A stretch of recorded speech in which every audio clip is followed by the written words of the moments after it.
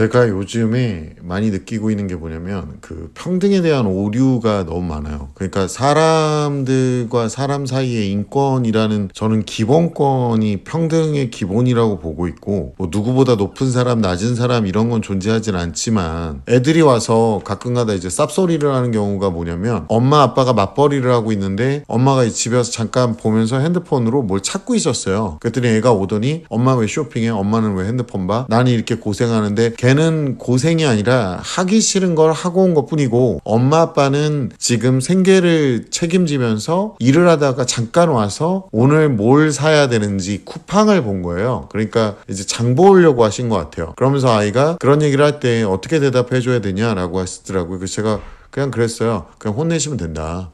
그런 헛소리에는 혼내면 돼요. 아직까지 본인의 생계를 책임지지 못하는 아이잖아요. 그러니까 그 사람한테 바랄 수 있는 권위라든가 어떤 보상을 해줄 필요가 없는 친구란 말이에요. 근데 이 친구가 지금 오히려 더 많은 책임을 지고 있는 사람한테 지금 따지고 드는 거죠. 저는요, 어떤 사람의 권리는요, 그 어떤 사람의 권리나 보상은 그 사람이 책임지고 있는 범위에 따라 다르다고 봅니다. 그래서 더 많이 존중을 받고 더 귀하게 여겨질 수도 있다고 봐요. 근데 제가 이렇게 얘기를 해도 못 알아쳐먹어요. 이게 요즘에 뭐가 문제냐면 초등학교하고 중학교는 이 평등이라는 게 잘 돼 있기 때문에 우리 아이도 있고 착한 아이도 있고 그 다음에 좀 사춘기가 있는 아이도 있고 그 다음에 말을 좀 안 듣는 아이도 있고 그 다음에 개나 소나 말이나 닭이나 다 있습니다. 정말 이게 우리랑 같은 종의 새끼인가? 이거를 묻고 싶은 정도의 아이들이 존재를 해요. 근데 그 부모도 보면 와,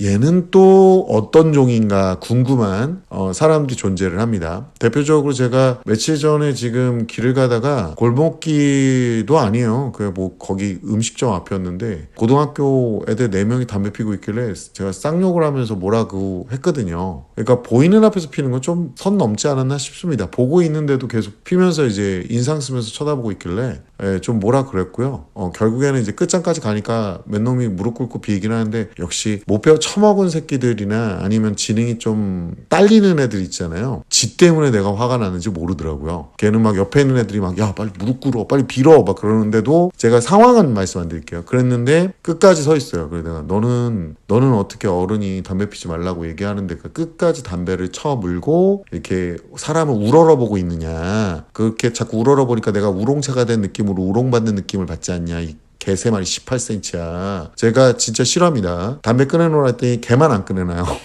그러면서 버팅이고 있더라고요. 그래서 경찰을 불렀죠. 왜냐면 담배를 소지하고 있는 것 자체가 불법이기 때문에 제가 애들한테 그랬어요. 난 니네들 학교 다 그만두더라도 눈 하나 까짝 안 할 자신 있다. 그리고 너네들 대학 가고 싶은 마음이 이만큼이라도 있다면 분명히 얘기하지만 여기서 나를 말리는 게 좋을 거다. 또라이가 뭔지 보여주겠다. 진짜 있었던 일입니다. 혹시나 모를 칼 맞을 각오를 하고 갔습니다. 저는 항상 그렇게 해서 집에서 식구들한테 많이 혼납니다. 경찰 와서 제가 사과를 드리고 애들은 이미 다 보냈거든요. 다 보냈는데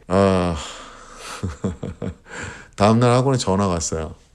제가 어느 학원이라고 얘기를 했거든요. 아이들 얼굴 다 기억했고 사진도 다 찍어놓긴 했는데 참 그 부모님 제가 그때도 분명히 말씀드렸고 다시 한번 거꾸로 죄송합니다 하고 끊으시긴 했는데 한 번만 더 그딴 식으로 전화 주시면 진짜 고소 들어갑니다. 알고 계세요. 애를 키워야지 반려견을 키우시면 안 되고요. 그 개훈룡 보십니까? 개훈룡? 그 프로그램 보시면은 보통은 개가 문제면 견주도 문제가 됩니다. 알고 계셔야 돼요. 그러니까 이런 식으로 이런 아이들이 막 섞여 있는 거예요. 엄청 섞여 있어요.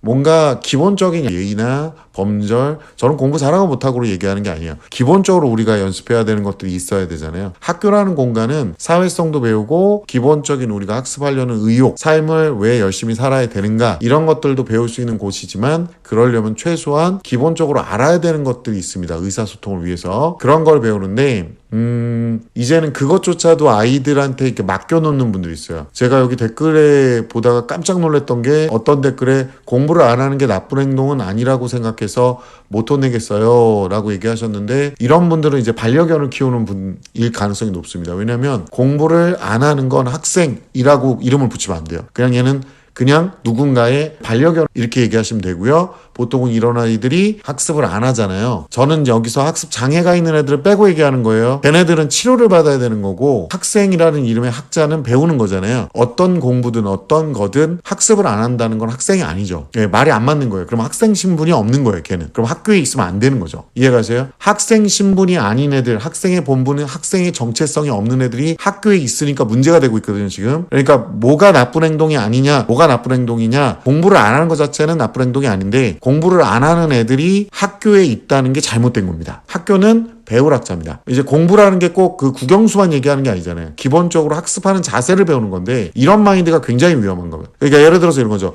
성인이 됐는데 돈을 벌고 자기 살림을 꾸려나가려고 하지 않는, 독립하려고 하지 않는 게 뭐가 문제인지 몰라서 아무 말도 못하고 내 새끼 내가 끓이고 같이 연금 타먹고 있어요. 이거랑 똑같은 얘기예요. 이런 것들을 본인들은 이해하겠지만 일반적인 사람들, 요즘에 일반적인 사람들 숫자가 안타깝지만 절반 정도밖에 안 돼요. 그래서 제가 강연회나 이런 데 가서 주변에 다수라고 해서 목소리 크게 내거나 아니면 말도 안 되는 얘기들을 하면서 뭉쳐 다니시는 분들이 있어요. 이분들한테 잘못 엮이면 어머님은 아동학대범이 되거나 아니면 잡돌이 하는 사람으로 오해받을 수 있다라고 말씀을 드립니다. 요즘에는 풀어놓는 게 마치 자기가 아이를 민주적으로 아주 관대하게 아이를 바르게 키우는 걸로 착각을 하시는데 현재 주변에 보면은 어떤 문제가 있을 정도냐면 무띠님께서 초6인데 격차 많이 벌어진다고 말씀하시는데 아직도 실감이 나지 않네요. 다 잘하는 것 같습니다. ADHD 아들 궁금한 게 학원에서 딱히 열심히 하지도 않고 멍 때리다가 선생님한테 혼나면 그때 부랴부랴 열심히 하는 아이, 좋아하는 수학만 숙제 스스로 잘해가고 영어는 잔소리해야 합니다. 특히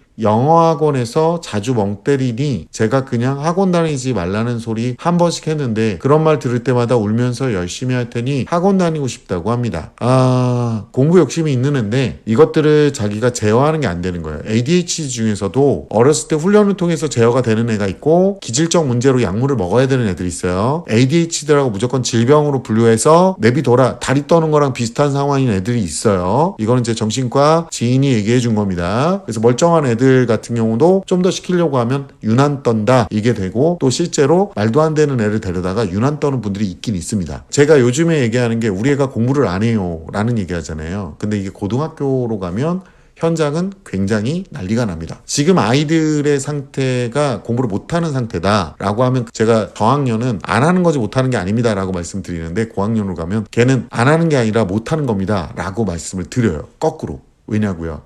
읽지를 못해요. 정확히 말하면 읽어도 이해를 못합니다. 이게 느낌이 아니라 이미 현장에서 난리 난 상황인데 최근 조사에서 교사가 90% 이상이 요즘 학생들 문해력이 문제 있다고 발표를 하고 있고요. 학년 수준보다 문해력이 낮은 학생이 전체 20% 이상이 됩니다. 그리고 사실상 현장에서 봐보면 문해력이 안 좋은 아이들이 50% 가까이 되고 있어요. 제가 그래서 강연에 나가서도 주변에 50% 이상이 방치된 아이들이 굉장히 많다라고 말씀을 드리고 있고요. 실제로 10명 중에 2-3명 은 수업 내용 자체를 이해를 못하는 상황도 많고 제가 가르칠 때도 얼마 안 가서 그만둡니다. 고등부 때는. 그러니까 못 알아듣는 거야. 그럼 어머니는 더 잘 설명하는 선생님을 찾는데 문제는 그 아이의 국어적인 문해력에 문제가 있어서 수학이나 과학, 사회 이런 것들이 안 되고 있는 거예요. 대표적으로 아이한테 위화감의 뜻을 한번 물어보세요. 모릅니다. 언어 자체가 무너진 거고 또 문해력이 무너지면 공부 전반적인 이해와 습득이 무너지고 있습니다. 수학에서 더하기가 나오면 이 더하기 기호는 이해하는데 뭐 더하기 뭐는 했을 때 이 더하기가 뭐냐고 물어보는 아이들도 존재를 합니다. 스마트폰이나 디지털 이런 것들 많이 보잖아요. 그러니까 어렸을 때부터 그런 거 주면 안 된다고 얘기했는데 이미 유모차에 꽂고 다녔던 분들은 지금 애가 핸드폰을 이마에 대고 다니죠 여기. 그리고 독서량 자체는 이미 부족한 상태고 그러니까 긴 글을 못 읽고 한 문장 넘어가면 집중이 끊깁니다. 요약 맨날 제가 쓰라 그러면 요약한다 그러거든요. 지 눈에 보이는 대로만 씁니다. 요약 못해요. 질문도 못합니다. 뭘 모르는지 몰라요.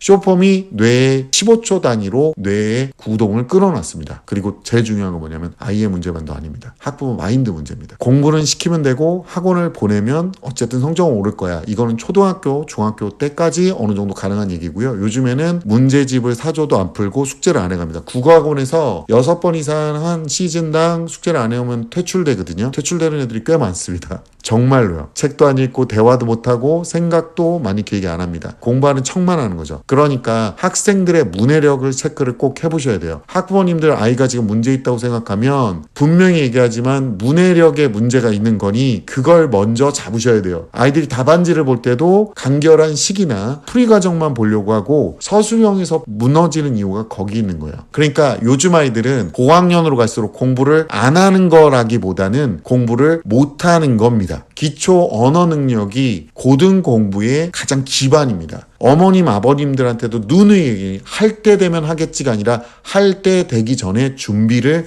시키셔야 돼요. 학부모님들이 그 마인드를 갖고 계셔야 돼요. 우리 필요할 때 돈 벌어놔야 되는 거랑 똑같습니다. 요즘 아이들은요, 공부를 안 한다기보다는 공부를 못해서 안 하게 되는 상황이라고 보시면 됩니다. 말귀를 못 알아쳐먹습니다.